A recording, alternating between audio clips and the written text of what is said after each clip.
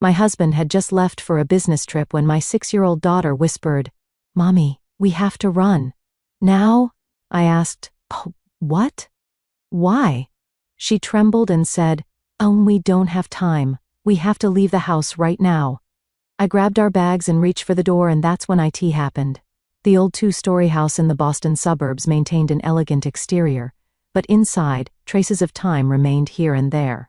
The creaking floorboards in the entrance hall, the slight soot around the fireplace, and the worn indentations in the stair railings, all these details were precious to Mary Wilson. "Emma, breakfast time?" Mary called from the kitchen while pouring orange juice into a glass. Mary was tall with an artistic appearance. Her long brown hair was always loosely tied back, and her eyes reflected intelligence and warmth. "Mommy, the clouds in the sky are making funny shapes," 6-year-old Emma called out from the window. She was a child with an active imagination, who could turn even the smallest observations into adventures. "Yes, they are. But we don't have time today. Your father is busy too." Richard came downstairs holding his coffee cup. He was a man who always took care with his appearance. Tall and handsome, he showed a charming smile, especially to people related to his work. "I have an important business meeting this weekend. If it's successful, it'll be a big deal," Richard said as he stroked Emma's head. "My little princess, when Daddy comes back from his business trip, I'll bring you a wonderful present. Promise?" Emma looked up at her father. "Of course." Richard winked at his daughter. Mary quietly set the table, feeling a slight uneasiness about her husband's words. Recently, Richard seemed to be hiding something. There had been subtle changes in his attitude, especially during the 3 months since her mother had passed away. How are the preparation? Can you imagine making $10,000 a month just from YouTube, all from home? That's exactly what I did with Reddit stories. No face, no voice. Check the link in the description if you're curious. "For the new exhibition at the Oliver Museum?" Richard asked Mary. "There's still so much to do," Mary answered. "But it's an exhibition featuring female artists of the 20th century. It's a special project for me." Mary's talent as a museum curator was widely recognized. Her passion for art had remained unchanged since childhood, and sometimes she prioritized work over family time. This occasionally became a source of Richard's discontent. "By the way, I got a call from Mother," Richard said casually. "She says she'll be visiting this weekend." Mary inwardly sighed. Her mother-in-law, Helen Wilson, was a typical upper-class woman who behaved courteously on the surface, but never tried to hide her excessive interference and attachment to her son.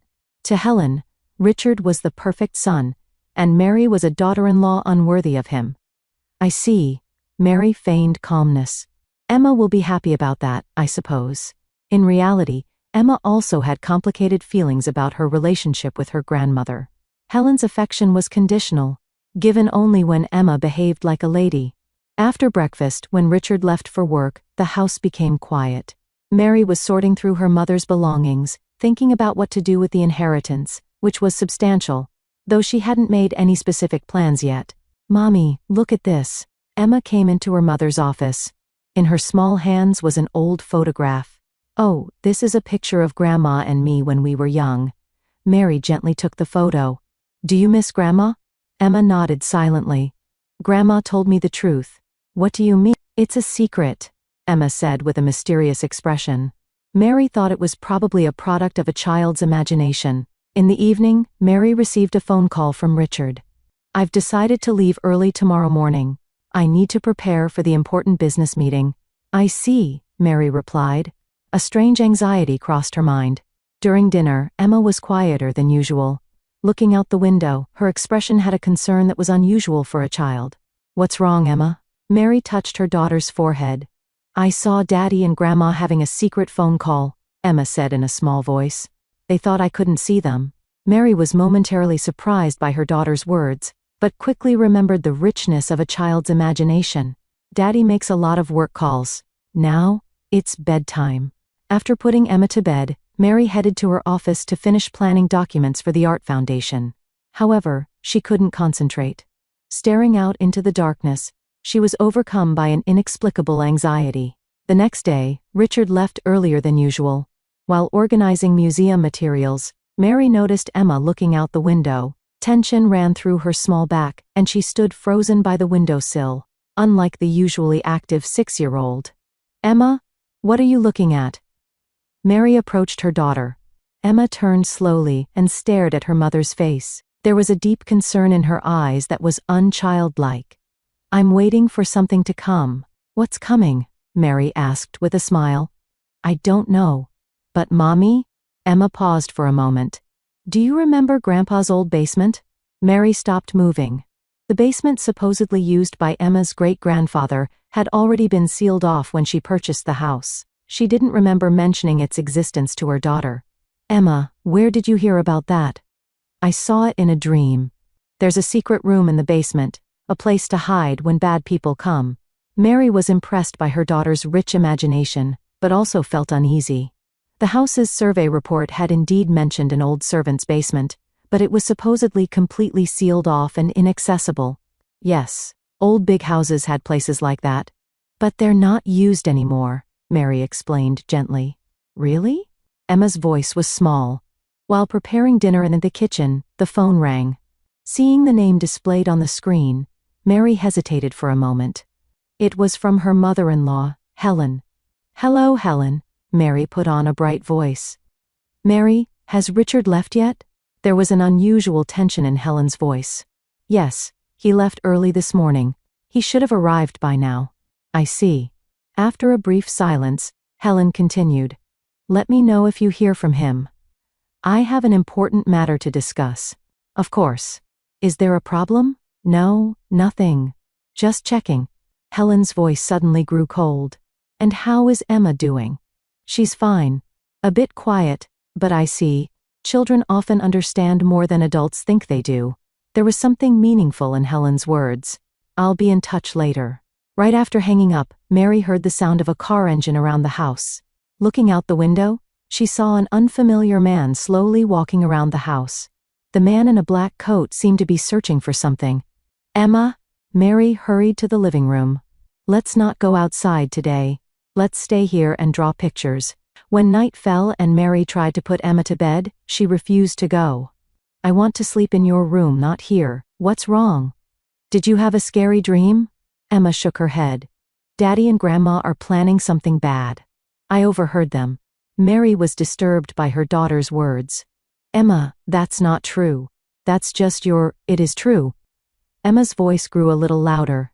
"I found house plans in Daddy's study. It said there was a secret passage. Daddy was looking at the plans while saying perfect on the phone."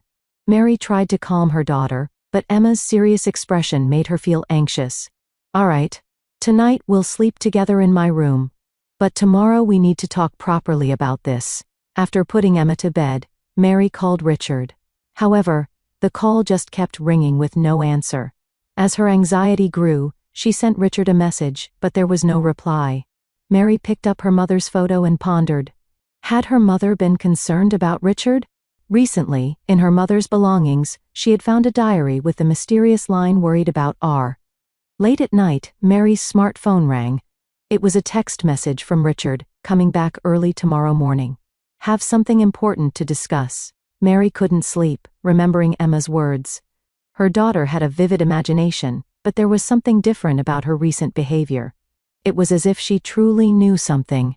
Mary got up from the bed and quietly walked around the house. Richard's study door was usually locked, but tonight, it was slightly open.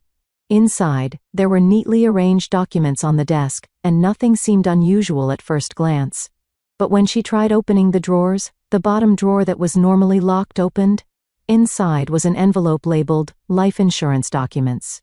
With trembling hands, Mary opened it and checked the contents. A high-value life insurance policy newly contracted in her name.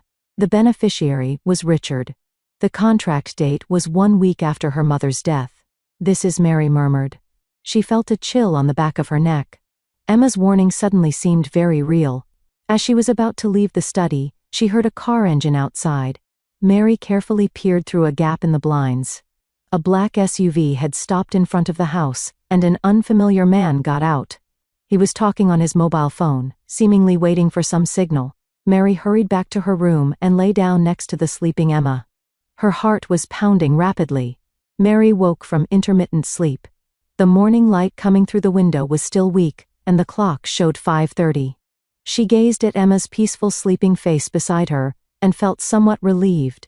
However, that peace didn't last long. A faint sound caught her attention. The sound of a car door closing in front of the house. In the early morning silence, the sound resonated strangely loud. Was Richard back? What was the important talk he had mentioned? The life insurance documents she had found last night flashed through her mind.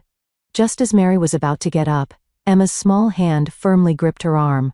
When Mary turned, Emma was already awake, staring at her mother with a terrified expression. "Mommy?" Emma's voice was trembling. "We need to escape right now." There was urgency in that small voice. Mary, confused, stared at her daughter's face. "What? Why?" Emma was clearly trembling with fear. Her small body was stiff with tension, and her eyes were moist with tears. "There's no time, we need to leave the house right now." Mary was confused. It was clear that her daughter was genuinely frightened. But what were they running from? Richard? Or the suspicious man she saw last night? Either way, Emma's fear was real. Mary instinctively felt she should trust her daughter. "All right," Mary decided. "Get dressed quickly, and only take what's necessary." She quickly took a small bag from the closet and put in cash, passports, a mobile phone, and her mother's keepsake locket. Emma hurriedly changed into her clothes and hugged her favorite stuffed animal. "Mommy, hurry," Emma urged, anxiously looking out the window. Footsteps were heard at the front door, the sound of a key turning, and then multiple footsteps. Mary's heart raced. "Emma, it seems Daddy is back," Mary said, trying to appear calm. "Do we really need to leave? Shouldn't we talk to Daddy about this?" Emma shook her head vigorously. "No. Daddy and Grandma are trying to kill Mommy. They want the money Grandma left." Mary gasped at her daughter's words. "Emma, why would you say such a—" "I heard it. Daddy was talking to Grandma on the phone." Emma's expression was serious. "Daddy said, if Mary is gone, everything becomes mine. And then, we just need to make it look like an accident." The life insurance documents she had seen last night came back to Mary's mind. A high insurance payout. Richard as the beneficiary. Contract signed right after her mother's death. And above all, Emma's frightened expression. "All of these might not be coincidences." "I understand," Mary said in a trembling voice. "Let's go down quietly. We'll leave through the back door." The two began quietly descending the stairs. However, Richard's voice could be heard from the living room. He was talking to someone. Mary stopped midway on the stairs and listened to the voices. "Is everything ready?" Richard's voice had an unfamiliar coldness. "I'm counting on you for operating the security system. Timing is crucial." Another man's voice responded. "Understood. I'll activate it as soon as I get the signal." Mary froze in terror. She quickly pulled Emma's hand and headed towards the back door through the kitchen. Holding their belongings, she grabbed the doorknob. But it wouldn't turn. "It won't open," Mary murmured in panic. "Mommy?" Emma's voice echoed softly. "It's locked from the outside." At that moment, the smell of gasoline began to drift around the house. The strong odor of chemicals invaded through the windows. Simultaneously, the house's security system suddenly began to activate. There was no alarm sound, but metal shutters installed on windows and doors started to descend all at once. It was happening. They were trapped. "Emma?" Mary cried out in fear. She desperately tried to find another exit. But all windows and doors were completely sealed with metal shutters. Mary was about to fall into panic, but Emma's calm voice brought her back. "Mommy, this way." Emma remained calm. "There's a hidden door behind the pantry." Following Emma's lead, Mary headed to the kitchen pantry. Behind the grocery shelves was a small door, not noticeable at first glance. Emma unhesitatingly moved the shelf and pulled a hidden handle. A small door opened, revealing a dark passage. "Emma, this is—" Mary was astonished. "Neither Daddy nor Grandma know about this." "I found it," Emma said proudly. "Grandma told me. In my dream." Mary hesitated for a moment. The fear that this might be a trap crossed her mind. But somewhere in the house, she began to hear the sound of fire burning. The smell of smoke was gradually intensifying. She had no choice. "Emma, you go first. I'll follow right behind you." Mary guided her daughter into the passage. The narrow passage seemed to be an old secret servant's passage. Dust and cobwebs hung from the ceiling, suggesting it hadn't been used for decades. The passage was so narrow that they had to crouch to proceed. "Mommy, are you okay?" Emma turned and asked. She didn't seem afraid. Rather, she had an expression full of certainty, as if being guided by something. "I'm fine." Mary tried to smile, but her heart was pounding with fear. Questions kept surfacing in her mind. Was Richard really trying to kill her? Just for the inheritance? How did Emma know about this passage? After walking for a while, the passage gently sloped downward, continuing underground. "Do you know where this leads?" Mary asked. "Yes. It comes out under the shed in the garden. Grandma told me." The smell of smoke grew stronger, and behind them came a loud sound like an explosion. The fire seemed to be spreading rapidly. The two hurried through the narrow passage, almost crawling. Finally, a small light appeared at the end of the passage. It was a small door embedded in the basement wall. When Emma pushed the door, it opened with a creak of rusty hinges. Beyond it was the underground space of a shed, a little distance from the house. "Hurry." Mary lifted Emma and rushed up the shed stairs. When they opened the shed door, the fresh morning air greeted them. Looking back, the house was already engulfed in flames. Black smoke rose high into the sky, and the sound of sirens was approaching the neighborhood. "Mommy, let's go to Barbara's house," Emma suggested. Barbara was Mary's close friend who lived 2 houses away. Mary held Emma tightly. "Emma, you saved my life." Emma looked up at her mother's face. There was an adult-like calmness in her eyes. "Grandma is watching over us." She knew about Daddy's plan. Mary trembled at her daughter's words. There was a certainty about them that seemed beyond a child's imagination. The two hurried to Barbara's house. Barbara was just making her morning coffee. When she opened the door, there stood Mary and Emma, soiled with soot. Their expressions were etched with an indescribable terror. "Mary!" "What happened?" Barbara quickly invited them inside. "Barbara, call the police." Mary's voice was trembling. "Richard set fire to the house, tried to kill us." Though the words were hard to believe, Barbara didn't hesitate to reach for the phone. Outside the window, black smoke was already rising, and the sound of sirens was approaching. By the time the police and fire trucks arrived, the Wilson house was already engulfed in flames. As firefighters battled the fire, officers took statements from Mary and Emma. Mary, though confused, insisted that this was not an accidental fire, but a premeditated attempted murder. "Ma'am, that's a serious allegation," an older detective said. "Do you have any evidence?" With trembling hands, Mary took out her mobile phone. "Last night, I took pictures of life insurance documents I found in my husband's study. Recently, he took out a high-value policy in my name." The detective looked at the photo and frowned. "This alone is not enough. Also, my daughter Emma overheard my husband's conversation." Mary placed her hand on Emma's shoulder. Emma began speaking in a small voice. "Daddy was talking to Grandma on the phone. He said, if Mary is gone, everything becomes mine. Then he said, the trick is to make it look like an accident." The detective looked at Emma kindly. "When and where did you hear this?" 3 days ago. Outside Daddy's study." Emma answered the details accurately. "Daddy was talking on the phone and didn't notice me. Then he was looking at the old house plans. He said, the security system modification is complete."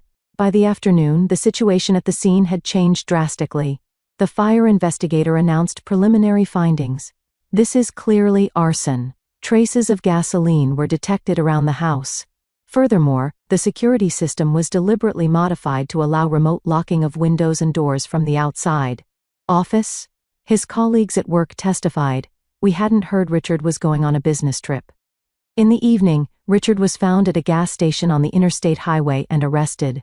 Documents for identity fraud and a large amount of cash were found in the trunk of his car. "I'm innocent," Richard shouted in the interrogation room. "This was all my mother's plan. She coerced me." Helen Wilson was also arrested at her home. At first she maintained her composure, but when she learned that Richard was blaming her, her attitude changed completely. "That ungrateful son. I sacrificed everything for him." As the investigation progressed, the full extent of the horrific plan was revealed. Richard was actually in serious financial trouble. His position at the investment company was just for show, and he had been in debt for many years. Additionally, he had a mistress and was planning to start a new life using the inheritance left by Mary's mother. It seems he had been living a double life for years, the detective explained to Mary. After your mother's death, he set his sights on her estate. He seems to have become impatient when you didn't decide what to do with the assets. I wonder if my mother noticed something, Mary murmured. Surprisingly, evidence was found in Mary's mother's diary showing that she had noticed Richard's true nature. There was an entry stating, "Richard approached me about an investment, but I declined after learning his company was in financial trouble." She had been trying to warn Mary, but died suddenly from illness. The trial began 3 months later. The prosecution presented extensive evidence. Numerous planned conversations between Richard and Helen were discovered on Richard's mobile phone. The prosecutor addressed the jury. He modified the house's security system and executed the cold-blooded plan of trapping his wife and daughter and setting fire to the house. The defense tried to question Richard's mental state, but he suddenly changed strategy and tried to place all responsibility on Helen. Mother was manipulating me. I couldn't escape her control. However, this strategy backfired. Helen was infuriated and testified surprisingly frankly about her years of doting on and controlling her son, as well as her own role in this plan.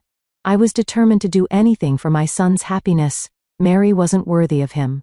I thought if she was gone, Richard could achieve the success he was meant for. But the most important witness at the trial was Emma. With a composure far beyond her years, she testified about overhearing her father and grandmother's conversation, finding the house plans, and being told about the existence of the secret passage in a dream by Grandma. "Who is this Grandma you're referring to?" the prosecutor asked. "Mommy's mommy," Emma answered simply. "She told me that Daddy was planning something bad." A quiet emotion spread among the jurors.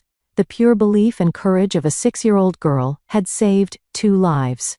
Ultimately, both Richard and Helen were found guilty. Richard was sentenced to 15 years for attempted arson and attempted murder, while Helen received an 8-year sentence for conspiracy. Outside the courthouse, Mary held Emma tightly. "You saved our lives, Emma." Emma looked up at her mother. "Mommy, it's just the 2 of us now, isn't it?" "No, we have each other," Mary smiled. "And it seems Grandma is watching over us too." They walked away hand in hand. 6 months after the trial, on an autumn afternoon, Mary was looking out the window of her new home at the garden where fallen leaves were dancing. This house, purchased in a small town in the Boston suburbs, was much smaller than their former luxurious mansion, but it was filled with warmth. "Mommy, look!" Emma came home from school and showed her a drawing. "The teacher said my picture will be in the art exhibition." Mary took her daughter's drawing. It depicted 3 women, Mary, Emma, and Mary's mother. "Wonderful, Emma. Grandma would be happy too." Emma smiled. "Mommy, I'm glad I told you to escape that day." "Me too." Mary embraced her daughter. Since that incident, Emma had shown remarkable resilience with the help of the psychological counselor Michael Foster. She had made friends at her new school and was beginning to develop her artistic talents. Mary herself had also resumed her work at the Oliver Museum while dealing with her emotional wounds. She was also advancing plans to establish a foundation to support young female artists, using part of the inheritance from her mother. "Have you decided on a name for the new foundation?" Emma asked. "I'm thinking of calling it Reverse Dream." "It means a first step towards a new dream," Mary answered with a smile. Meanwhile, Richard's days in prison were bleak. He repeatedly applied for sentence reduction, continuing to claim, "It's a false accusation created by my wife's delusions and my daughter's imagination." However, the evidence presented by the prosecution was overwhelming. His colleagues at his company also testified about his years of dishonesty and lies. Most ironic was the collapse of the relationship between Richard and his mother, Helen. Richard's blaming of his mother during the trial had created an irreparable rift between them. Helen was isolated in prison and was called the most pitiful prisoner. She only repeated to other inmates, "It was for my son." One day, Mary was doing a final sort of her mother's belongings. Among old notebooks, she found an envelope. Inside was a handwritten letter from her mother stating, "Richard approached me about an investment, but I declined. I found out his company was in financial trouble." The date was 2 weeks before her mother's death. Mary submitted this letter to the police. This led to an additional investigation into Richard, and suspicions began to surface regarding her mother's death as well. The cause of death, thought to be natural. Mary tried to push away that thought. On Christmas Eve, Mary and Emma were spending time in front of the fireplace. Emma's psychological counselor, Michael, had also been invited, and the three shared a warm evening together. Over the past 6 months, Michael had gradually become part of Mary and Emma's lives. At first professionally, then as a friend, and now as someone like family. "Mommy?" Emma suddenly asked. "What is a real family?" Mary thought for a moment and answered gently, "It's not about blood ties, but about caring for and protecting each other." Emma nodded as if understanding and said, "That's why we were able to become a real family." After thinking a bit more, she continued, "Weren't Grandma and Daddy family? They loved each other, but it wasn't a healthy love," Mary explained gently. "True love means wishing for the other's freedom and happiness. It's not about using someone for your own desires." Emma looked at Michael and smiled. "What about Michael? Can Michael become part of our family?" The two adults exchanged glances, and Mary's cheeks turned red. Michael smiled gently and replied, "That's something we'll all talk about someday." Snow had quietly begun falling outside the window. A sense of anticipation for a new year and a new beginning enveloped this small house. Mary held Emma tightly. "Your courage created our new life." With these words, they were taking a step towards a bright future.